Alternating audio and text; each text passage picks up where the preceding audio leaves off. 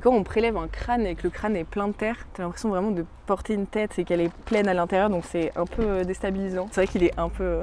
Là, on a la chance vraiment unique, en plein cœur de ville, en plein centre-ville où il y a beaucoup d'urbanisation, d'avoir un paysage qui est resté figé dans l'histoire et on a une énorme nécropole. Cette nécropole a commencé à être utilisée vers l'an 600, en fait, à l'époque mérovingienne, et a été doucement abandonnée au XIIe siècle au profit d'une nouvelle nécropole un peu plus bas. On est arrivé à 900 tombes, donc c'est une des plus grandes de France qui a été correctement documentée. Une fois que tout est bien enregistré, on peut prélever. Du coup, j'ai différents sacs. Là, j'utilise, ça s'appelle une langue de chat comme ça. Des fois, j'utilise une plus grosse truelle. Pour le fouiller, j'ai surtout utilisé des outils de dentiste, genre ces outils-là. Comme j'ai étudié plein d'ossements à la fac, j'ai l'impression que je suis un peu déconnectée de l'individu et je sais pas si c'est une bonne chose du coup. Au laboratoire, on va laver chaque os du corps humain et là, on va pouvoir étudier vraiment à la loupe tout ça, regarder la vie de l'individu. On a pu voir, en fait, faire un peu de démographie, voir qu'on vivait mieux à une époque qu'à une autre. On vit mieux au 6e siècle, par exemple, qu'au 10e siècle. On peut tout comprendre, en fait, sur une population qui n'a pas laissé de traces écrites.